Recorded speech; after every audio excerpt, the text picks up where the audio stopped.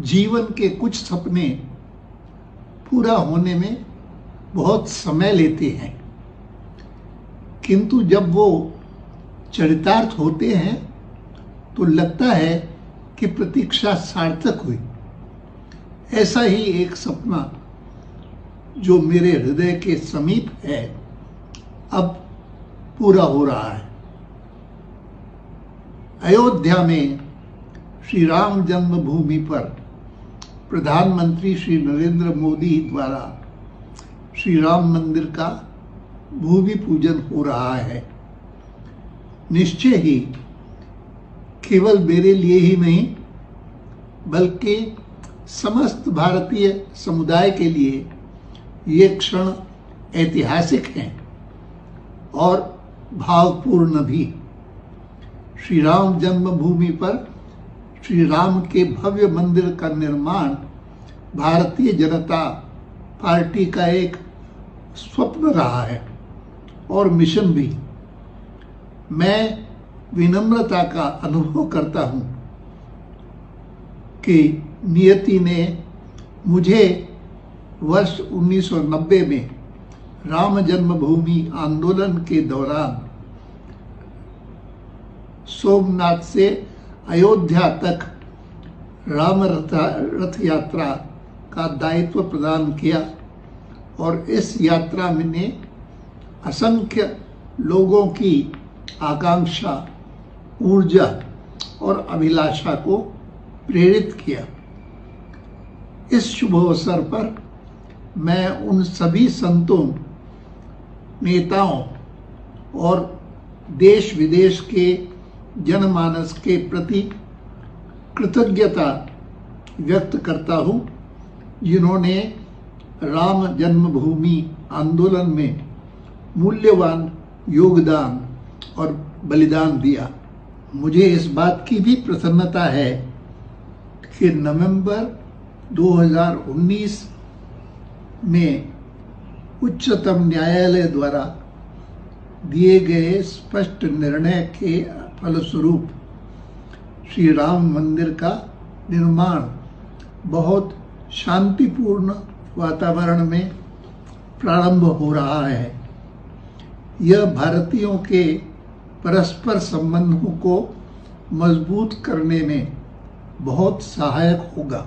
श्री राम का स्थान भारतीय संस्कृति और सभ्यता की धरोहर में सर्वोच्च है और वे विनीत, मर्यादा और शिष्टाचार के मूर्त रूप हैं। मेरा मानना है कि श्री राम का यह मंदिर हम सब भारतीयों को श्री राम के इन गुणों को आत्मसात करने की प्रेरणा देगा।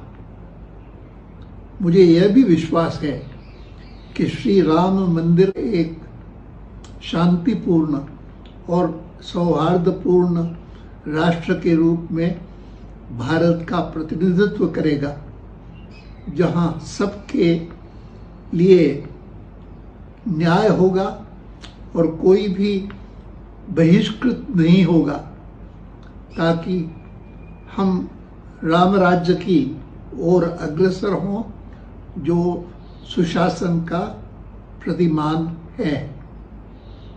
श्री राम का आशीर्वाद भारत और भारतवासियों को सदैव प्राप्त हो, यही मेरी कामना है।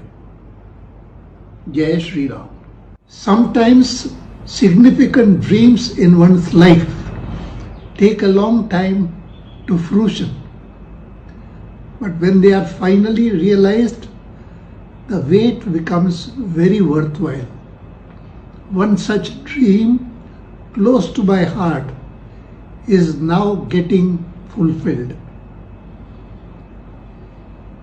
Prime Minister Shri Narendra Modi is laying the foundation for the construction of Shri Ram Mandir at Ayodhya, the birthplace of Shri Rama.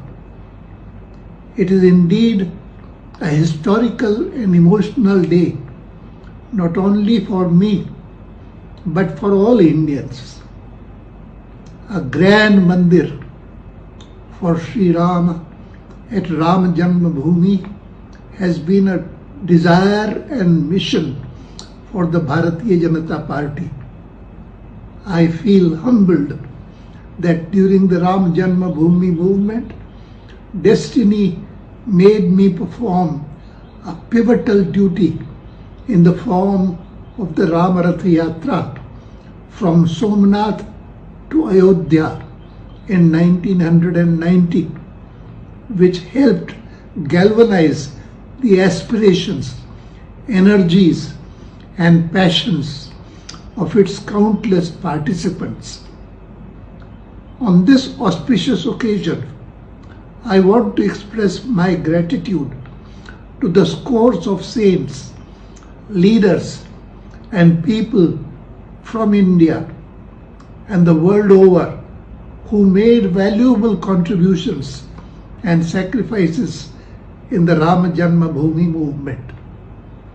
I am also very happy that due to the decisive verdict of the Supreme Court in November 2019, the construction of Sri Rama Mandir is getting started in an environment of tranquility. This will go a long way in strengthening the bond between Indians. Sri Ram occupies an esteemed place in India's cultural and civilizational heritage and is an embodiment of grace, dignity, and decorum. It is my belief that this temple will inspire all Indians to imbibe his virtues.